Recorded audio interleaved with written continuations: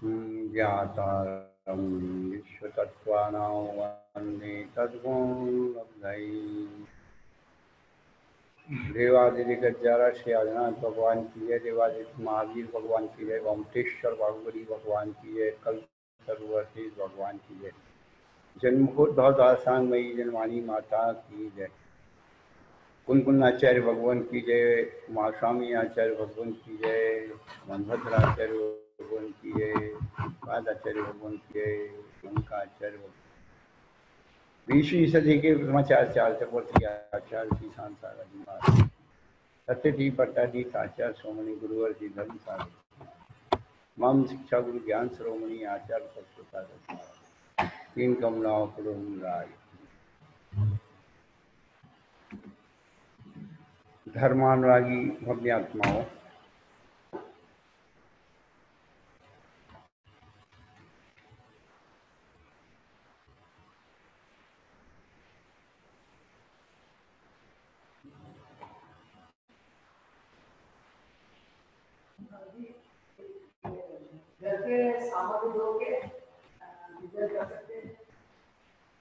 अभी तो क्लास चल रही है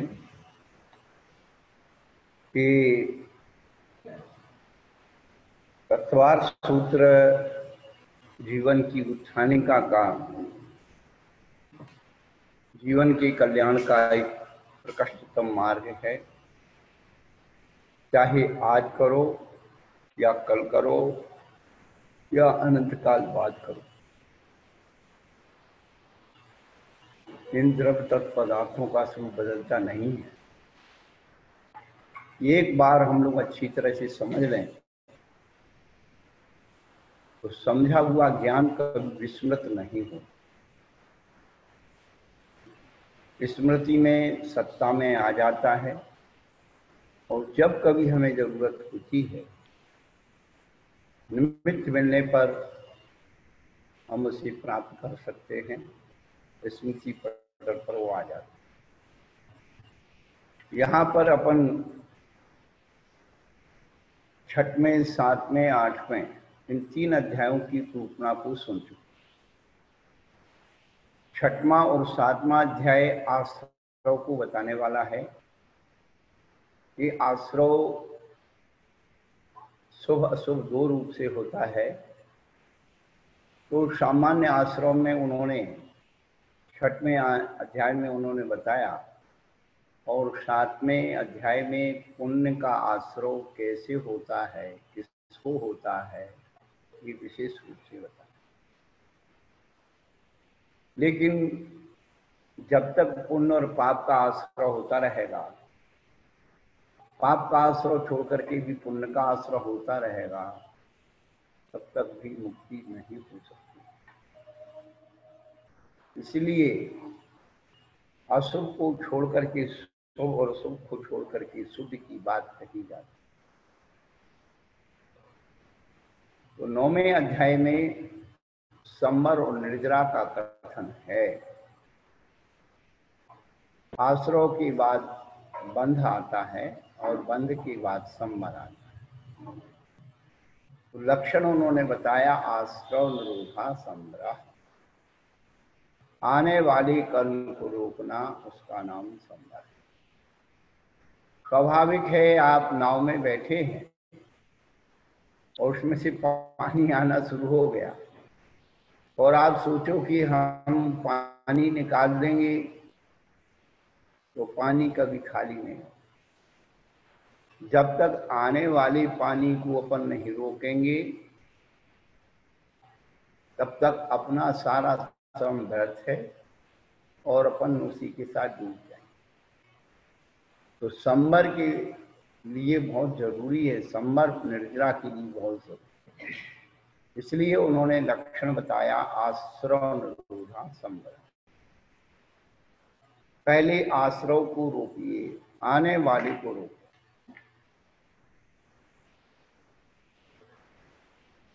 तो कैसे रोकें, क्या सामग्री है संवर की? तो कहते हैं, स गुप्ति समिति धर्मानुप्रेक्षा परिचय जय चारित्र। वह संबर मुक्ति समिति धर्म अंतरिक्षा फलचर्य उच्चारण के द्वारा तपसा निर्जरा सबसे निर्जरा होती है। और क्या शब्द संबर का वाची,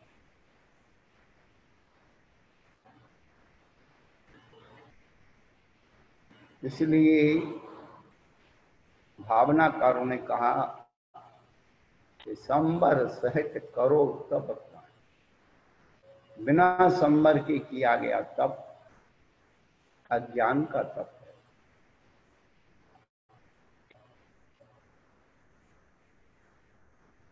फिर इन दो सूत्रों को, दूसरा और तीसरा सूत्र ही पूरे 9वें अध्याय की व्याख्या है। दूसरे सूत्र में गुप्ति समिति धर्म दीक्षा परिचय कहा, तो गुप्ति किसे कहते हैं? उन्होंने कहा सम्यक योग निग्रहो बुद्धि, सम्यक प्रकार से मन वचन काय को रोकने का नाम बुद्धि है। तो जहां पुण्य और पाप दोनों को रोकने का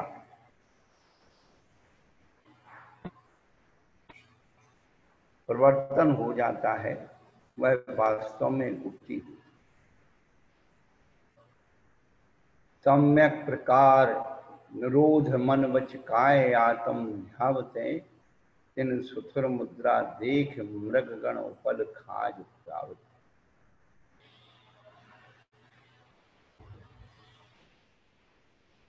तो जहां मुक्ति फलित होती है वहां नियम से योग का आविर्भाव हो जाता है। ये हमेशा अपने जीवन में याद रखना। साधु जो है गुप्तियों को सिद्ध करते हैं शनहि शनहि शनहि शनहि। जिन साधुओं को गुप्ति सिद्ध हो जाती है उनको दिया अवधि ज्ञान आदि जैसे ज्ञान प्रकट हो जाते हैं। आप लोगों ने श्रेणिक चरित्र पढ़ा होगा। श्रेणिक जो है रानी चेलना के आहार दान के लिए एक आहारशाला बनाता है और उसमें गंदगी चीज डाल देता है।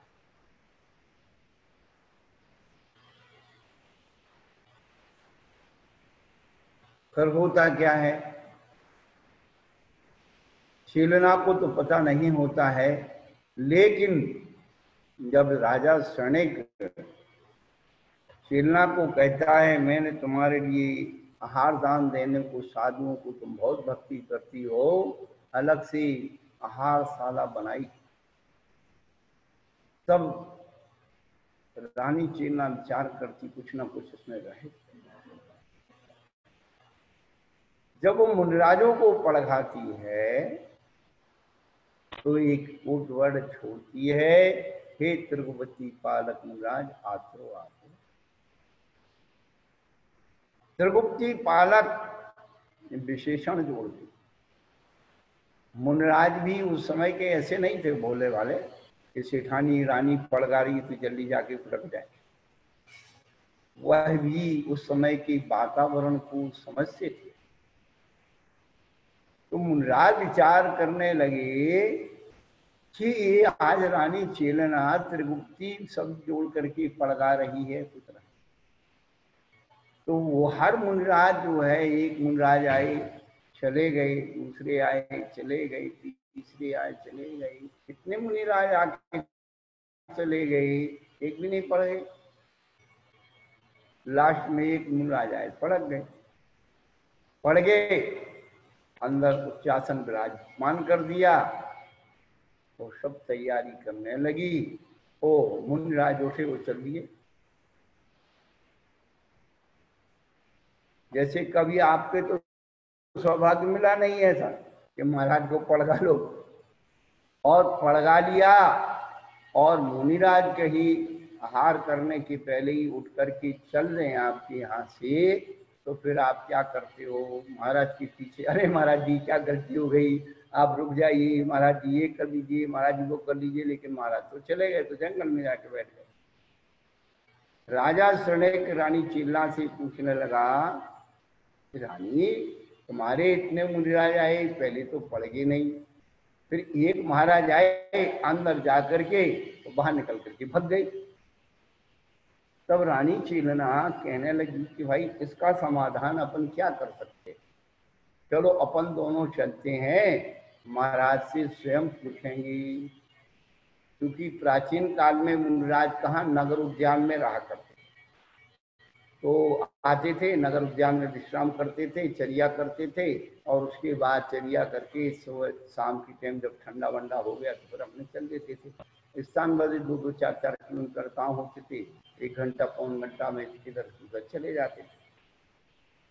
अब जो दोनों वहां पहुंचे तो सबसे पहले मुनिराज को पूछा कि भगवान आपको हम पड़गा रहे थे, ऐसी कौन सी गलती थी जो आप हमारे यहाँ नहीं पड़ेगी। पहले मुनिराज कहने लगे कि हमारी तो भाई 3 गुप्ती की सिद्धि नहीं थी। दूसरे महाराज को पूछा, उन्होंने कहा मेरी काय गुप्ती खंडित हो गई थी। तीसरे से पूछा, उन्होंने कहा वचन गुप्ती खंडित हो गई थी। चौथे से पूछा कि मेरी तो मनोगुप्ती खंडित हो गई थी। वो कहानियां सुनाते, अब कहानियां सुनाने का कितनी कहानी सुना दो तुम्हें वही रहना।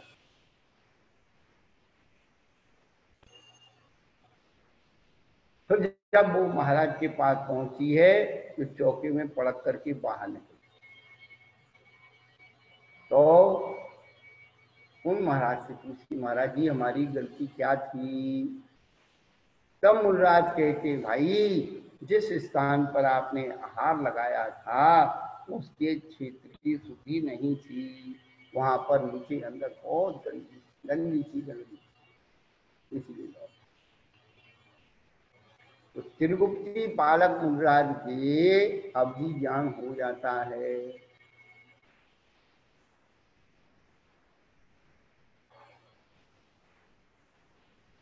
सम्यक योग निग्रहो की, उसके बाद 5 समिति, निर्यात समिति, भाषा समिति, ईष्णा समिति, आदान निक्षेपण समिति और प्रतिष्ठा, इस सब बातों का वर्णन वैसे अनुव्रतों में करके आए, लेकिन फिर भी यहाँ पर बता रहे हैं। उसके बाद समितियों का जो परिवर्तन होता है वह 10 लक्षण पूर्वक होता है। तो 10 धर्म की व्याख्या हम लोग प्रतिवर्ष साल में 3 बार सुनते हैं, करते हैं, पूजा करते हैं, लेकिन क्या बताएं आप, कहीं भी आपका ठौर ठिकाना नहीं, किसी एक पूजा का भी अर्थ आपको नहीं आता। क्या क्या समझाएं, जहां देखो वहीं अंधेरा लगता है।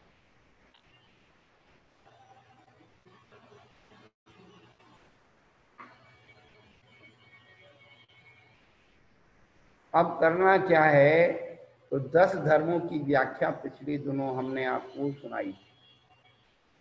10 धर्म के बाद अनुप्रेक्षा, 12 अनुप्रेक्षा, अनित्य से लेकर के और धर्म भाव, तो बार बार चिंतन करने को, भाव की तत्वांग चिंतन, अनित्य जो है उसका चिंतन करो।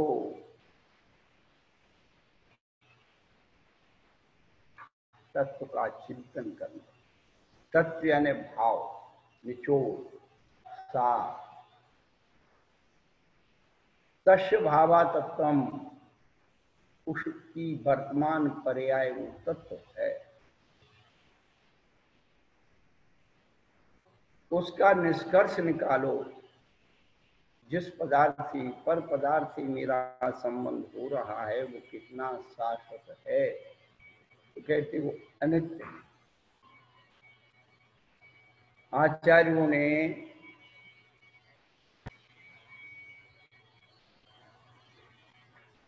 द्रव्य दृष्टि से नित्य और पर्याय दृष्टि से अनित्य कहा।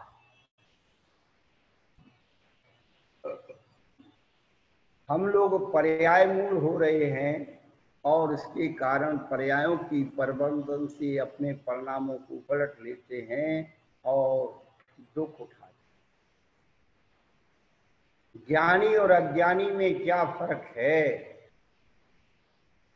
आचार्य भगवानों ने दृष्टांत दिया है, विद्वान लोग दृष्टांत देते हैं। एक दादाजी ने अपने 2 बच्चों को सोने के मुकुट बनाए, और बच्चे तो होते हैं आपस में लड़ते झगड़ते टूट गए। वह मुकुट टूट गए तो बच्चे आपस में दुखी हो रहे, मेरा मुकुट टूट गया, मेरा मुकुट। पर दादाजी तो नहीं हो रहे। क्यों? दादाजी की दृष्टि तो ये है कि भाई ये तो सोना है, सोने की कीमत कम थोड़ी हो, टूट गया तो उसमें फिर टाका लगा लेंगे, फिर जोड़ लेंगे। लेकिन वो बच्चे उस पर्याय में मूढ़ हो गए हैं कि मेरा मुकुट टूट। बस ज्ञानी और अज्ञानी की दृष्टि इतनी सी। भाई तो वो सोने के रूप में और जो मुकुट के रूप में रहे, या हार के रूप में रहे, या कंगन के रूप में रहे, सोना तो सोना ही रहेगा। तो ज्ञानी की दृष्टि द्रव्य दृष्टि रहती है, पर्याय दृष्टि पर मूल नहीं होता। यही तो फर्क है। खेल खेल में जब खिलौना टूट जाता है, बालक रो देता है, ज्ञानी मुस्कुराता है। आत्मा के जौहरी को इसका दुख दर्द नहीं, कौन जन्म लेता है, कौन मृत्यु पाता है। जब खिलौना टूटता है तो बच्चा क्यों रोता है? मेरा खिलौना टूट गया। जो मेरा भरा हुआ है ना, मेरा खिलौना टूट गया। और ज्ञानी क्यों मुस्कुराता है? अरे भाई ये मिट्टी का खिलौना था, मिट्टी का स्वभाव पूर्ण गलन है, आज नहीं तो कल ये टूटने ही वाला था, आज टूट गया। अब इसके पीछे अपन क्यों रोए? वो तो अपने पीछे नहीं रोता है, हम उसके पीछे रोए। तो ज्ञानी और अज्ञानी की दृष्टि यही।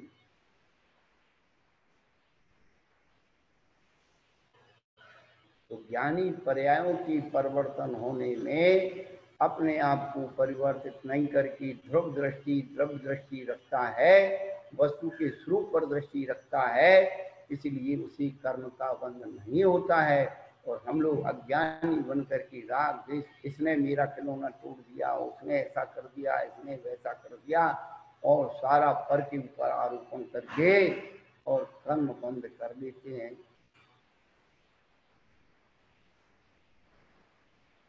तो यहाँ पर जो है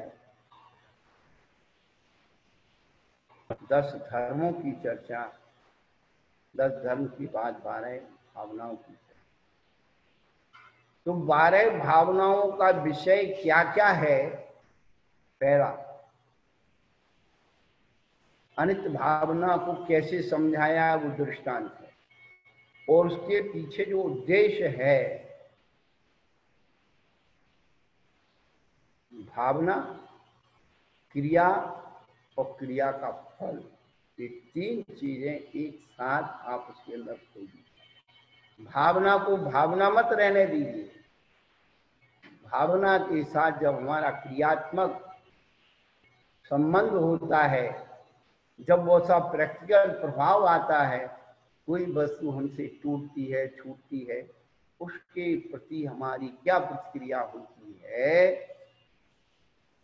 देखिए आप दुकान पर जाते हैं, कोई कांच का आइटम हो और दुकानदार आपको दिखा रहा और उसके हाथ से टूट जाए तो कोई पेनल्टी नहीं, और आप उसे देख रहे, आपके हाथ से टूट गई तो भैया लाओ हमारे पैसे, इतनी कीमती चीज आपने तोड़ दी।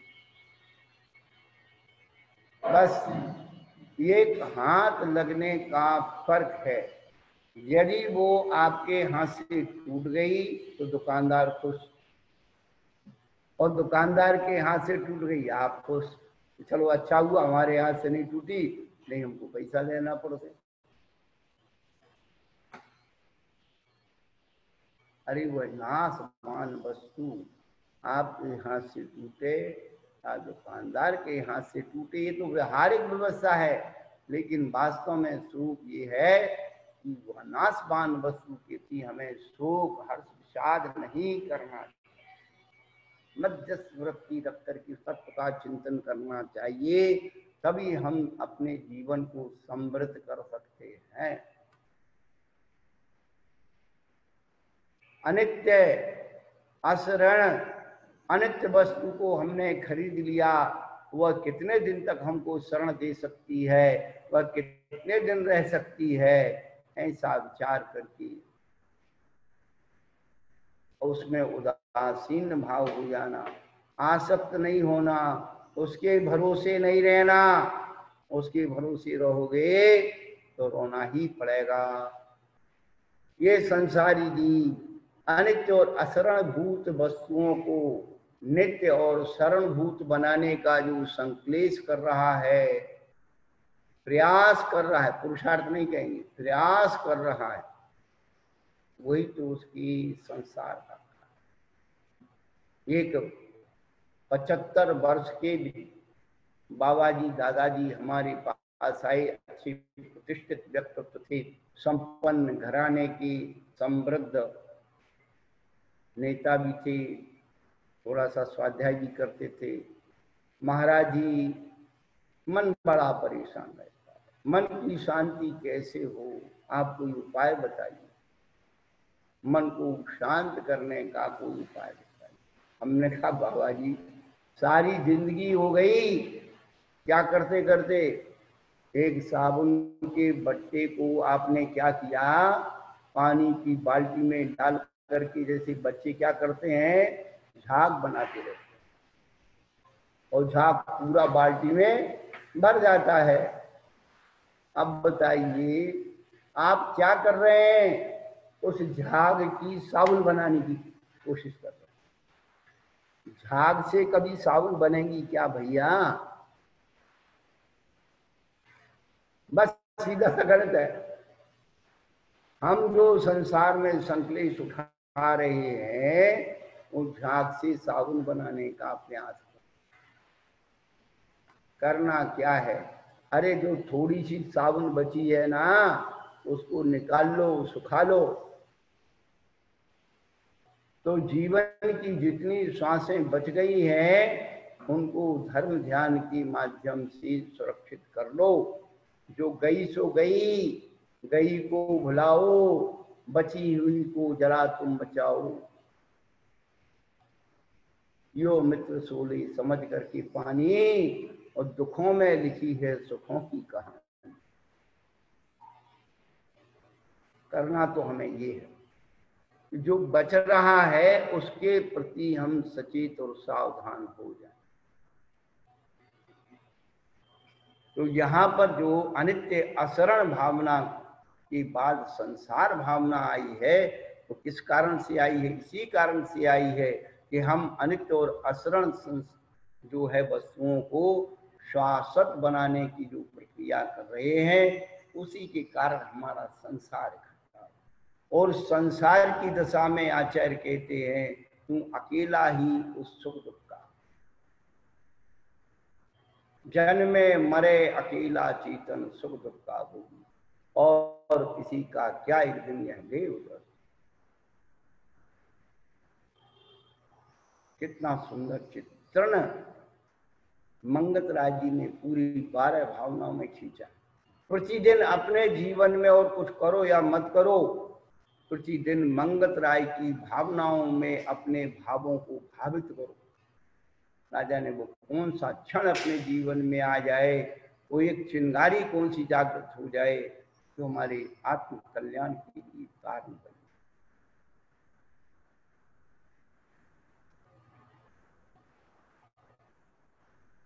करना क्या है? संसार में अकेले घूम रहे हैं, अन्य कोई मेरा साथ देने वाला नहीं है। अरे भाई साथ देने वाला क्यों नहीं है? शरीर तो बहुत अच्छा है। अरे भाई ये अशुचि है, अपवित्र है, पापों का बीज है, आश्रव का कारण है। काय वांग मना कर्म योगा साश्रव, इस शरीर से ही 100 कर्मों का आश्रव। आश्रव तो हो गया, बंद क्यों नहीं किया? अरे आश्रव होगा तो बंद हो ही गया, लेकिन अब आश्रव को रोकना है। आश्रव को रोकने का नाम संवर है, संवर पूर्वक निर्जरा है, निर्जरा पूर्वक क्या है? मोक्ष। लेकिन आचार्य भगवान ने मोक्ष भावना नहीं लिखी, क्या लिखा? लोक भावना। मोक्ष कहाँ है? तो पहले तो जब लोक भावना लिखी तो उन्होंने कहा भाई हम तीसरे चौथे अध्याय में पूरे लोक का वर्णन करके आ गए।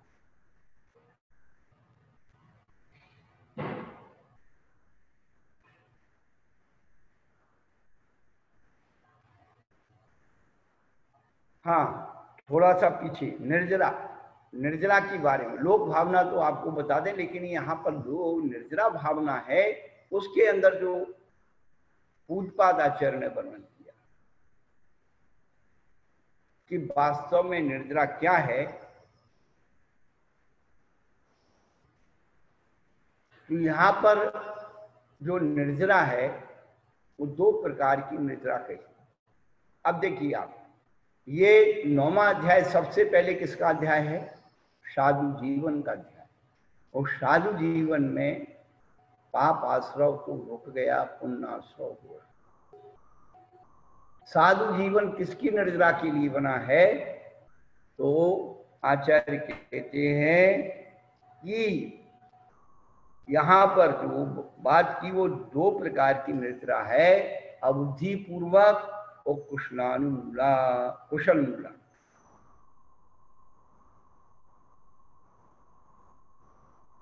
तो जो नरकादी गतियों में कर्म फल के विपाक से जायमान जो अबुद्धि पूर्वा निर्जरा होती है वह अकुशलानुपूर्वा है।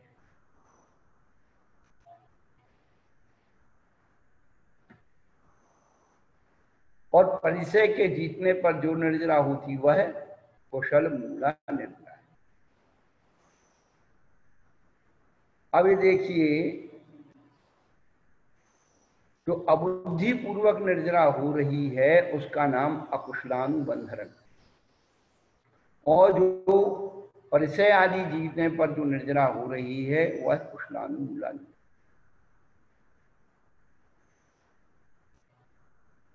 कुशलानुमूल निर्जरा भी दो प्रकार की है। कुशलानुमूल पूर्व निर्जरा दो प्रकार की है, वह शुभानुबंधा और नरानुबंधा होती है। शुभानुबंधा तो शुभोपयोग से जो हो रही है वो क्या कर रही है? पाप कर्म की निर्जरा करके पुण्य का बंध करती है, उसे शुभानुबंध कहते हैं।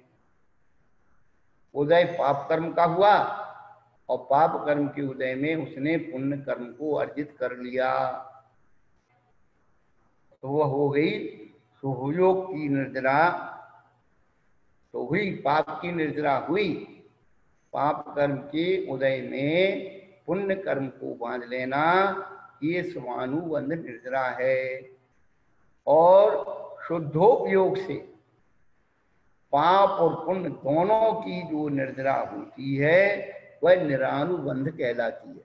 माने उसके साथ पुण्य का भी बंध नहीं होता, पुण्य के उदय में पुण्य का भी बंध नहीं करता है, वह निरानुबंध है। यदि पुण्य के उदय में पुण्य का बंध करते चले जाएं तो फिर कभी भी मोक्ष हो ही नहीं सकता। समझ में आ रहा है जी?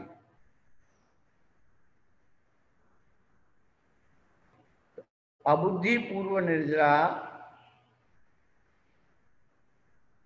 का ही दूसरा नाम अकुशलानुबंधा है, और कुशल मूला के जो मूल निर्जरा है उसके दो भेद कर दिए, शुभानुबंधा और निरानुबंधा। वह जो है निर्जरा शुभोपयोग से जो निर्जरा हो रही है उससे पाप की निर्जरा हो रही है, और पुण्यानुबंध, शुभानुबंध यानी पुण्यानुबंध हो रहा है। लेकिन जो शुद्धोपयोग से निर्जरा हो रही है पाप के साथ पुण्य भी जा रहा है। इतनी सी बात समझना है। यदि इस निर्जरा में पुण्य की निर्जरा नहीं करी जाएगी, की जाएगी, तो फिर कभी मोक्ष हो ही नहीं सकता। तो शेष बात ये यहाँ पर बतानी थी।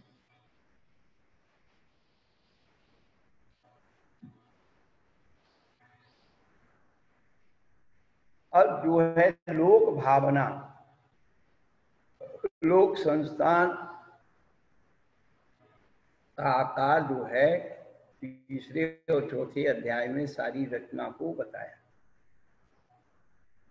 पर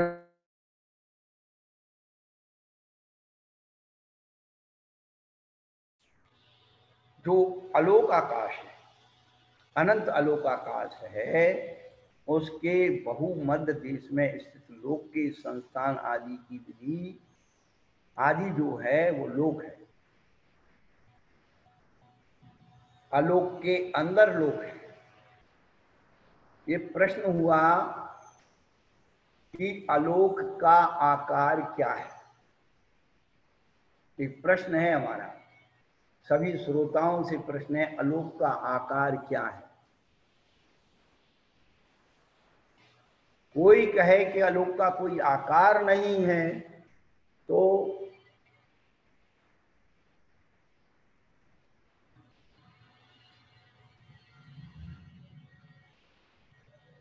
आकाश द्रव्य है।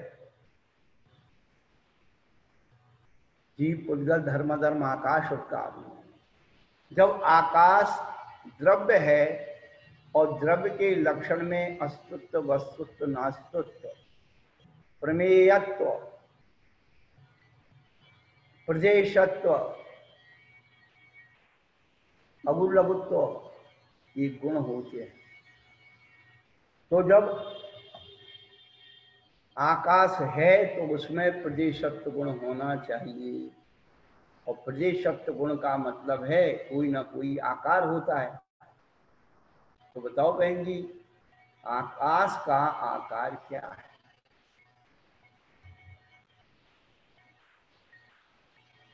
कौन बता रहा है भाई? कोई बताएगा? हम स्वाध्याय करते नहीं है, स्वाध्याय सुनते नहीं है। इतनी सारी तत्वार सूत्र की बांट दी है, अनुत्तर जिज्ञासा बांट दी है, उसको किसी ने ध्यान से पढ़ा ही नहीं है। अरे बहन जी, किताब बताने से कुछ नहीं होगा, आप उसको ध्यान से पढ़ो 3 बार कम से कम। आचार्य ने लिखा है आकाश का आकार क्या है? समघन चतुष्क। समघन चतुष्क आकाश का प्रदेशत्व गुण है। चारों ओर फैला हुआ है, पर कितना फैला है? तो कहते अनंत, उसका कोई अंत नहीं। तो क्या हो गया? समघन चतुष्क हो गया।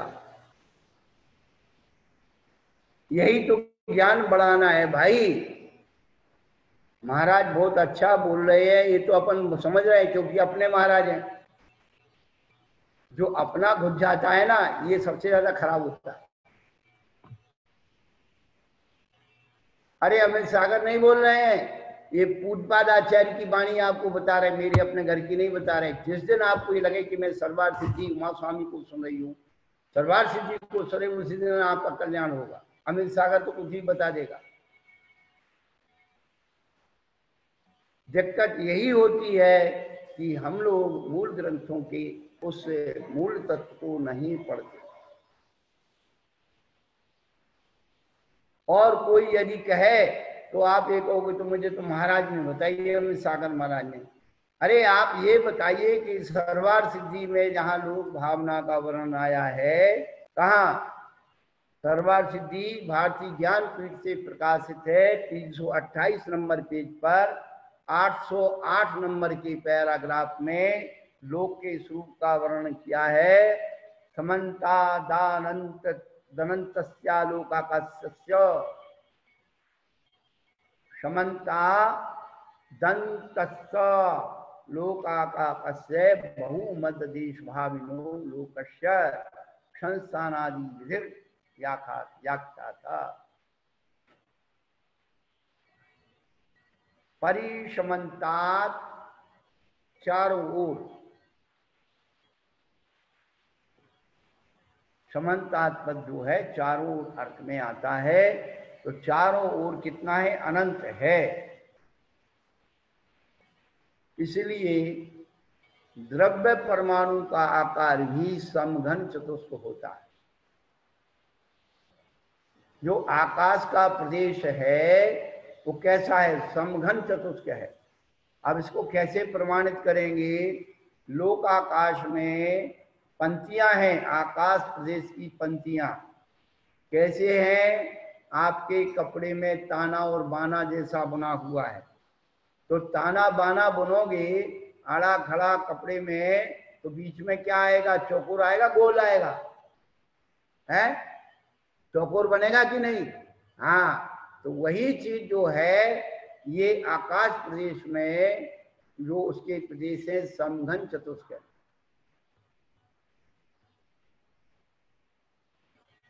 ये जैन दर्शन का विज्ञान बड़ा सूक्ष्म विज्ञान है।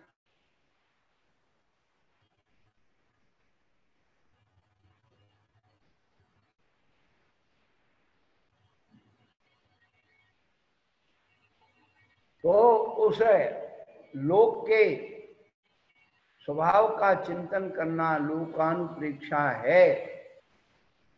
आपको एक बात बता दें, 4 प्रकार के धर्म ध्यान में ग्रस्त को 3 ही धर्म ध्यान होते हैं, आज्ञा विचय, अपाय विचय और विपाक विचय।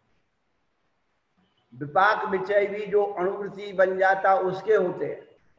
अवृत सम्यक दृष्टि के आज्ञा विचय और अपाय विचय ही होता है, ये भी ध्यान रखना।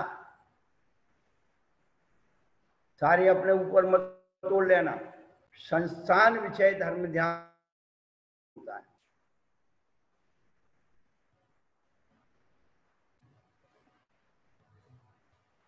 क्यों, आप जो है इतनी आस्था आपके अंदर इतनी स्थिर नहीं है कि आप उसका श्रद्धान कर लें। मुनिराज तो अवधि ज्ञान के द्वारा, मनपरे ज्ञान के द्वारा उस लोक की रचना को अपने अंदर गुरु परंपरा से आया है, तो उसका आस्था कर लेंगे कि मेरे गुरुओं ने लोक का ऐसा आकार संस्थान बताया है। लेकिन आपकी चेतना में इतनी विशुद्धि नहीं है कि आप उसको स्थिर कर सकें।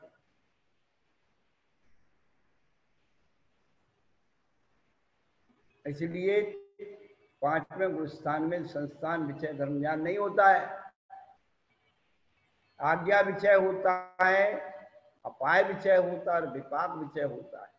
विपाक विषय भी 5वें गुरु स्थान में क्यों होता है, क्योंकि उसके जो है कर्मों के उदय को सहन करने की क्षमता वृत्तों से आ जाती है। वो कर्म का विपाक मान करके उसको सहन करने की प्रवृत्ति में आ जाता है, उसका कर्म का प्रतिकार नहीं करता है और उसको सहन करके कर्म की निर्जरा करता है। इसलिए विपाक विचय धर्म ध्यान उसकी होता है। कोई काल्पनिक कथाएं नहीं है जैन दर्शन, हमारे जीवन की अंतर तत्व की ऊर्जा का बोध कराने वाला है, अंतर शक्ति का बोध कराने वाला है। स्वयं के अंदर क्या आत्मीय शक्ति उसको बताने वाला है, कर्म में क्या शक्ति उसको बताने वाला है। कर्म और आत्मा से भिन्नता का स्वरूप बताने वाला, आत्मा से परमात्मा बनाने वाला ये जैन दर्शन का विज्ञान। तो यहाँ पर जो बात कही जा रही है लोक संस्थान की, तो संस्थान विषय धर्म ध्यान होता है। उसके बाद आगे आचार्य भगवान कहते हैं कि बोधि दुर्लभ भावना बड़ा मुश्किल है।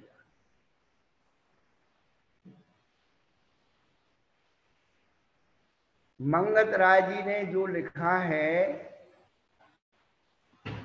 दुर्लभ है निगोद से थावर अर्थ पानी, नरकाया को सुरपति तर से सो दुर्लभ प्राणी, उत्तम देश सुसंगति दुर्लभ श्रावक कुल पाना, दुर्लभ सम्यक दुर्लभ संयम पंचम गुण ठाना। ये चिंतन कर लो, विचार कर लो, कित निगोद कित नार की कित त्रियन से अज्ञान, आज धन्य मानुष भयो पायो जिनमत। यही बैठ करके अपनी दुर्लभता का विचार कर लो। अरे हमारे जैसा इंसान ही फुटपाथ पे पड़ा हुआ है, मेहनत मजदूरी कर रहा है, भीख मांग रहा है, कचरा साफ कर रहा है, झाड़ू पोंछा कर रहा है, वो हमारा जैसा इंसान। कोई झुग्गी झोपड़ी में पड़ा है, कोई खेत खलियान में पड़ा है, कोई किराए के मकान में पड़ा है। उससे आप अपना जीवन ऊंचे उठा दो। हम तो बार बार ये कहते हैं, वर्तमान की मनुष्य पर्याय क्या है? साक्षात परमेष्ठी की पर्याय। हम सब लोग इतने ऊंचे आ गए, चाहे महिला हो चाहे पुरुष हो, जैन धर्म में पैदा होने वाला चाहे कोई महिला हो या पुरुष हो, क्या आज आप सम्यक को ग्रहण कर सकते हो? आचार्य भगवान कहते एक भव अवतारी हो सकते हो। हमारी आस्था विषय कसायों में है, उसमें हमारी परिवर्तन हो रहा है। अरे परमात्मा के प्रति हमारा समर्पण हो जाए, पंच परमेष्ठी में हमारी आस्था जागृत हो जाए, 5 पापों में आस्था भरी हुई है, वहीं हमारी चेतना का उपयोग बार बार हो रहा है। 5 पाप की सामग्री को जोड़ने में रात दिन लगा हुआ है। अरे भाई तू पंच परमेष्ठी की आराधना कर ले। जिन पदार्थों के पीछे तू दौड़ रहा है, वे पदार्थ तेरे पीछे दौड़ेंगे। करके तो देख।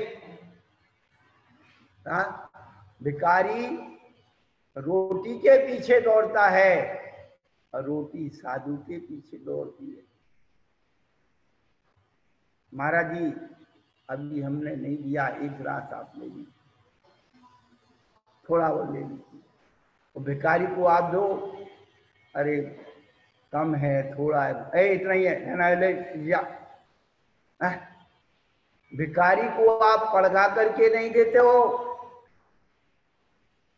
बुला करके नहीं देते, आओ ले जाओ। वो तो आपके घर में जबरदस्ती आपका दरवाजा खटखटाता है और आपको मजबूरन देना पड़ता है। क्यों नहीं देंगे तो ये बदनामी करेगा, इतना बड़ा है और देता नहीं। साधु कभी बदनामी नहीं करने वाला, तुम खूब बड़े आदमी बने रहो, वो जानते हैं कि बेटा तुम्हारे पाप पुण्य को मिटवाएंगे।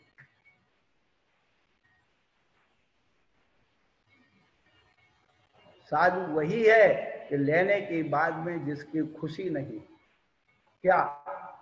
और दाता वही है जो देने में प्रसन्नता रखता हो, आग्रह भाव रखता हो, नवदा भक्ति रखता हो, जो हाथ जोड़ करके पैर पकड़ के देता है, वो दान है। और हाथ जोड़ पैर पकड़ करके लेने का नाम भीख है। भीख और चंदा में कोई अंतर नहीं है भैया। बड़ा आदमी मांगे सो चंदा और गरीब आदमी मांगे सो भीख, मांगते दोनों ही है। बड़े आदमी भी हाथ जोड़ते हैं, पंच बन जाते हैं ना बड़े आदमी, चंदा लेने के लिए जाते, सवेरे सवेरे पहुंच जाते हैं। अरे भाई, अरे तुम तो, हम तुम्हें उपाधि देंगे, तुम्हारा नाम छपाएंगे, तुम्हारा ये करेंगे, वीडियो बनाएंगे, लाइव टेलीकास्ट करेंगे, तुम्हारा नाम करेंगे, अरे दे दो दे दो दे दो, जबरदस्ती लेते। दान तो वो है जो आग्रह पूर्वक दिया जाता है। भैया लो, वो दान। हम लोग कहाँ पड़े हुए, थोड़ा सा दे दिया, दुनिया भर का नाम अनाउंस करो, छापो, विज्ञापन करो। दान तो वो है जिस हाथ से दो वो साथ को उठाना।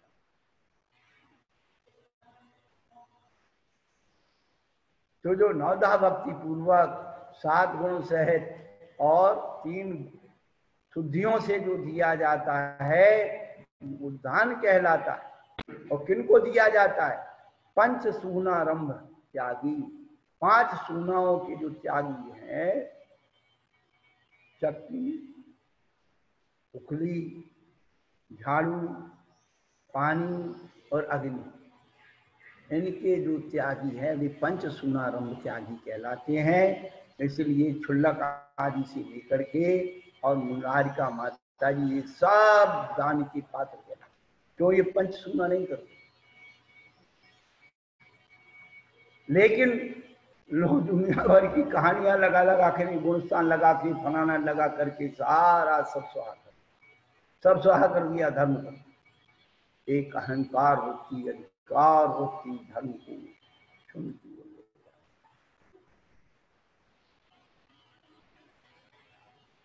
तो बोधि दुर्लभ भावना में अपने आप के बारे में सोचो कि हमने अपनी मेहनत कर करके कहाँ तक हम आ गए हैं।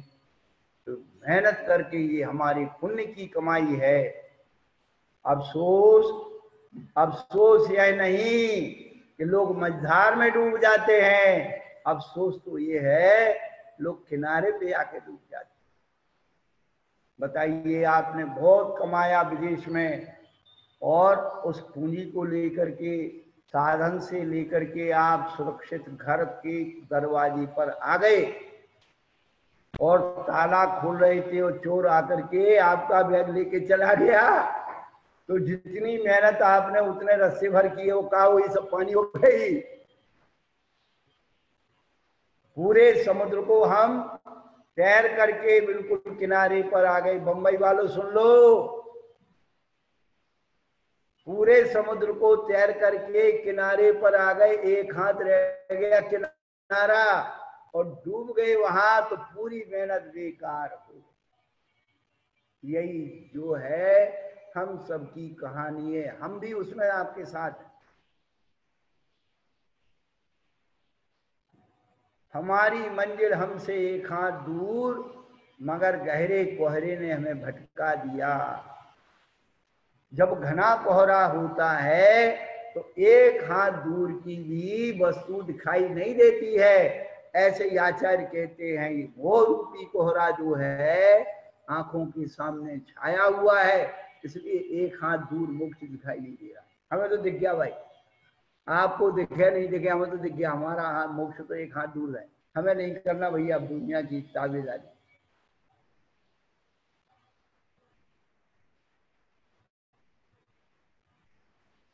तो कहने का अभिप्राय तो यही है भैया, अपनी दुर्लभता को पहचानो। बोधि दुर्लभ भावना में और कोई नहीं है, इन सब चीज का ज्ञान हो जाना कि हमें दुर्लभता से मिली है, इसी का नाम बोधि दुर्लभ भावना। एक दिन बैठे थे, मार्बल के दीवार पर एक छोटा सा जीव चलता है, वो जैसे चावल जैसा होता है, चावल के जैसा, उसमें मुंह काला काला निकल आता है। वो चल रहा था ऊपर। उसको देख करके मेरे मन में विचार आया कि इस जीव को कहाँ मालूम है कि मैं जीव हूं कि मैं आत्मा हूं। उसको मालूम है क्या? वो सब कर्म योनि को भोग रहे, कर्म फल के भोग रहे। हमें मालूम है कि इसके अंदर जीव है, ये जीव है, हमें मालूम। यही तो दुर्लभता है, बोधि दुर्लभता यही है। हमारी पर्याय भी अनंतों बार उस पर्याय को प्राप्त, अनंतों बार। इतनी सी बात का ज्ञान कर लेना कि बोधि दुर्लभ भावना। मनुष्य पर्याय प्राप्त तो हमारे पूर्व संचित पुण्य कर्म से हमने प्राप्त कर ली। अब ये पुण्यानुबंधी पुण्य का अनुबंध करना है। कुशलानुमूला शुभानुबंधा और निरानुबंधा, कितना बढ़िया वर्णन हम जब पूज्यपाद आचार्य को पढ़ा, जीवंत समय सार। हम बार बार कहते सर्वार सिद्धि जो है ये जीवंत समय सार है। चारों अनुयोग इसके अंदर हैं। हम पढ़ने तो अपने मन से पढ़ लेते हैं, अपने मन की अर्थ लगा लेते हैं। जब तक हम गुरु सानिध्य में, जिसने गुरु ने उसका गहरे से अध्ययन किया है, हर चीज को उनकी भाषा से महान महान आचार्यों के अर्थों को समझा है, तब उससे हमें कुछ लाभ हो सकता। 12 भावना रोज राजा राणा छत्रपति पढ़ते जाते, कुछ फीलिंग होती है क्या? है? दूसरे के घर में मर जाता है तो कहने जाते हैं, अरे भैया क्यों दुख करते हो, उसकी आयु इतनी थी, उसको इसी तरह से जाना था। रोने से बड़ा संक्लेश होता है, उससे कर्म बंद होता है। कितने अच्छे ढंग से समझा के आते दूसरे के घर, और वही कोई अपने घर चला गया तो वो सारा ज्ञान कहाँ चला जाता है भैया बताओ। अरे तुमको क्या पता है, दूसरा समझा तो तुमको क्या पता हम पर क्या बीत रही है, तो हम ही जानते हैं। कि थोड़े दिन और रह जाते, थोड़े दिन और रह जाते, थोड़ी नौकरी और कर जाते हैं। फ्री का चौकीदार था, चला गया, अभी रक्षा कौन करेगा। अपने अपने सुख को रोवे पिता पुत्र धारा, तो अपने अपने सुख को रोते हैं, कुछ तुम्हारे लिए नहीं रोक रहे। हमने ध्यान रखना, सब अपने सुख को रोते। कि पिताजी थे, हम निष्फिकर थे, आराम से 10-11 बजे सो के उठते थे। पिताजी सवेरे से उठ करके दुकान चले जाते थे, हमें बड़ा आराम। अब सवेरे से दुकान खोलना पड़ेगी, क्या करें। पत्नी कहती अरे हमारा पति था, सब दबते थे। अरे औरत का पति कैसा भी हो, लड़ता हो झगड़ता हो, वैसे कुछ भी हो, तो औरत की ताकत जो है आदमी होता है। और आदमी मर गया तो अपने आप को असहाय महसूस करता। तो अपने अपने सुखोरों में पिता पुत्र दारा सब अपने अपने सुख को रो रहे हैं। कोई आपके लिए नहीं रो रहा, हमारे लिए नहीं रो रहा। जिस दिन की बात समझ में आ जाएगी हम कल्याण करते हैं। गांव में आई मरी, अपनी अपनी परी, कोहराना आ गया, कोहराना।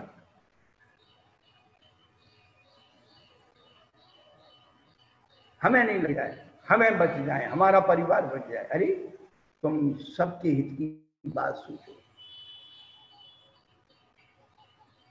आप दूसरों को बचाने की कोशिश करो, क्या आप खुद बच जाओ। कि हम दूसरे को बचा दें तो खुद बच जाओ। दूसरा आपको बचाएगा ये गारंटी नहीं, लेकिन आप दूसरे को बचा सकते हो गारंटी। वो जो आपके हाथ में वो करो। ड्राइवर जो है किसको बचाता है? दूसरों को बचाता है, इसलिए उसकी गाड़ी सुरक्षित रहे। वो अपने को नहीं बचाता, अपने को बचाएगा तो दूसरे का एक्सीडेंट करके खोद भाग जाएगा। जो 12 भावनाओं का जो चित्रण आचार्य भगवान ने खींचा है, तो कहते हैं एक अस्मिन् निबोध शरीर जीवा सिद्धानाम अनंत गुणा। एक निबोध जीव के शरीर में अनंतानंत जीव हैं। ये यहाँ से हमारी कहानी शुरू होती है। कई बार हम इसको सुनाते रहते हैं, क्या इस कहानी को सुनाते रहते हैं। एक सुई के नौ के बराबर जो स्कंद है, सुई के नौ के बराबर, उसमें क्या है पता है? असंख्यात लोक प्रमाण स्कंद है। ये तो बहुत स्थूल स्कंद है, सुई के नौ के बराबर। और सुई के नौ के बराबर स्कंद में असंख्यात लोक प्रमाण स्कंद हैं। और उसमें से एक स्कंद निकालो तो उसमें असंख्यात लोक प्रमाण अंडर है। फिर असंख्यात लोक प्रमाण में से एक स्कंद निकालो, अंडर निकालो, स्कंद अंडर, उसमें एक अंडर में असंख्यात लोक प्रमाण आवास है। फिर उसमें से एक आवास निकालो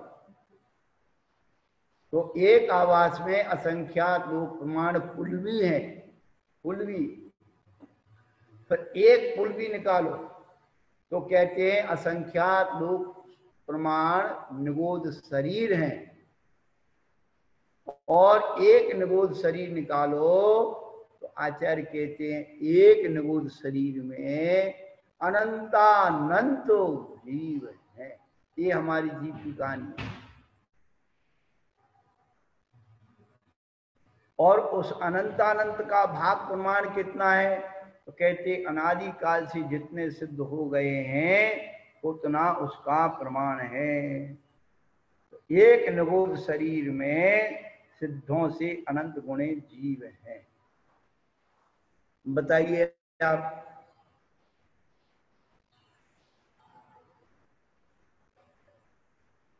जैसे एक शून्य के अंदर अनंतानंत शून्य है, आप अनंत शून्य को जोड़ोगे तो कितने बनेंगे बताइए आप। शून्य के अंदर शून्य जोड़ते जाओ तो कितने शून्य आएंगे, एक ही शून्य बनेगा ना।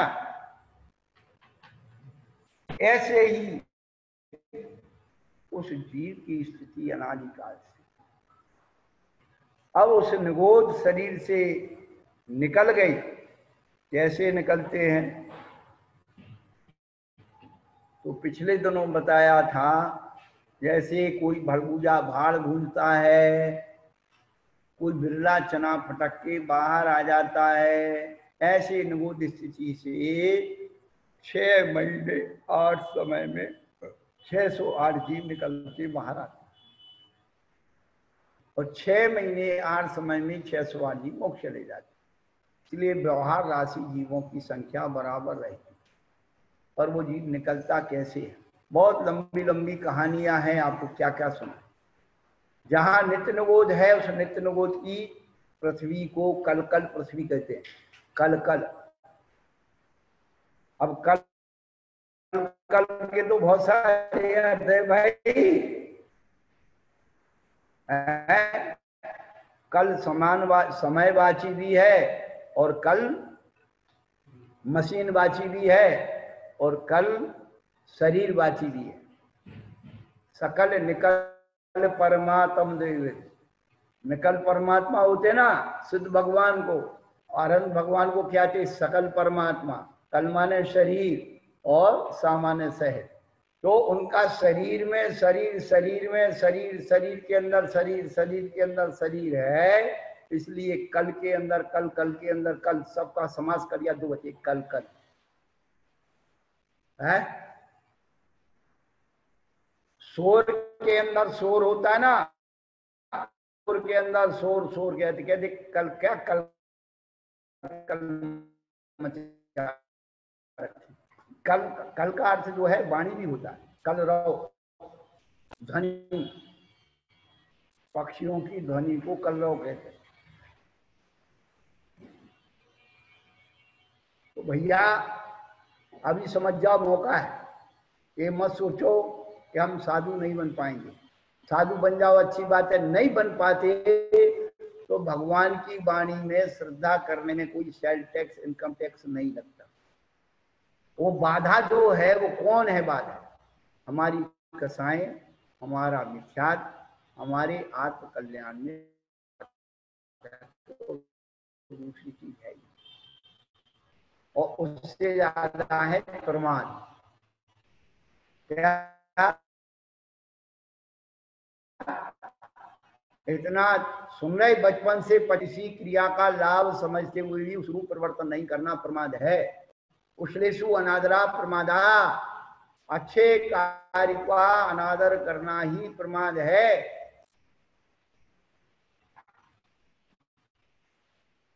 सब जानते सवेरे जल्दी उठना चाहिए, बहुत फायदा होता है, फिर भी नींद आती है बहुत बढ़िया। क्या करें, रात में लेट सोते हैं, जल्दी नहीं उठ पाते। निद्रा प्रमाद के अंदर लिए कि नहीं, 15 प्रमाद में निद्रा है।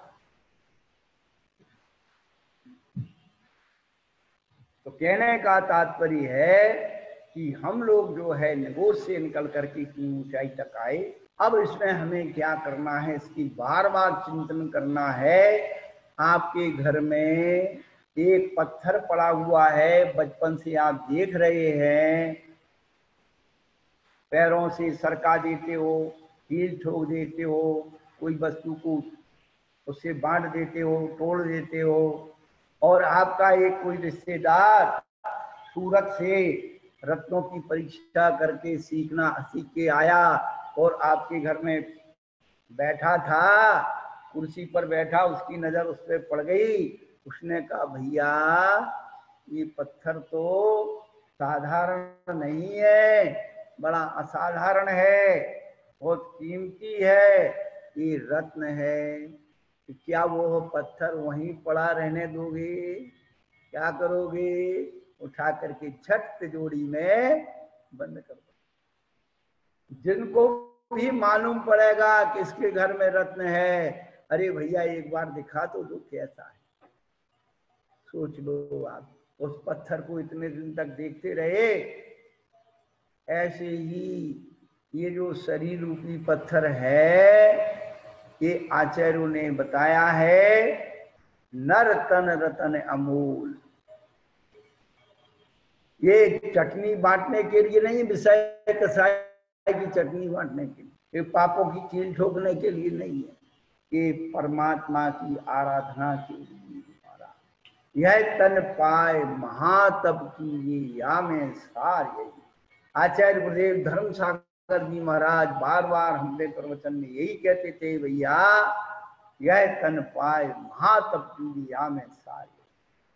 आचार्य संत शिरोमणि विद्यासागर जी महाराज भी कभी कहते थे, काव्य में उन्होंने लिखा था कि तन मिला तुम तप करो, तन मिला तुम तप करो, करो कर्म का नाश, और रवि शशि से भी अधिक है तुम में दिव्य प्रकाश। उस प्रकाश की पहचान अपने जीवन में बना लें, उसका श्रद्धान अपने जीवन में बना लें, तो जीवन की परिवर्तन अपने आप हो जाएगा। आपको जाना ही नहीं है, कुछ कहीं नहीं जाना, केवल अपने आप का ही तो श्रद्धान करना है। कितना बड़ा महत्व जैन धर्म का है। कोई कहता है कि तुम हमें कब तक मानो, तुम अपने आप को मान लो, हमें मानना छोड़ दो। पर जब तक आपने अपने आप को नहीं माना है, तब तक आपको उनको मानना पड़ेगा। जिस दिन आपका श्रद्धान हो गया, बस उस दिन परमेश्वरी का अवलंबन भी आपका छूट जाए, पर आप ही आप हो जाएंगे। तो कहने का अभिप्राय तो यही है कि अपनी आत्मा का हित करना है, तो निरंतर मंगत राय की जो 12 भावनाएं उनको गुनगुनाते रहिए, और आपकी एक चिंगारी भी जागृत हो गई वैराग्य की, तो कल्याण का मार्ग खुल जाएगा। श्रद्धा हो जब जिन वाणी पर, विनय सहित उर में धर लो, बिना पढ़ाई पढ़ जाओगे, शब्द के अर्थ स्वयं कर लो। शब्द कोश की नहीं जरूरत, नहीं कोई भी शर्त हो, शब्द स्वयं बतला देते हैं अपने गहरे अर्थों को। राजस्थान वही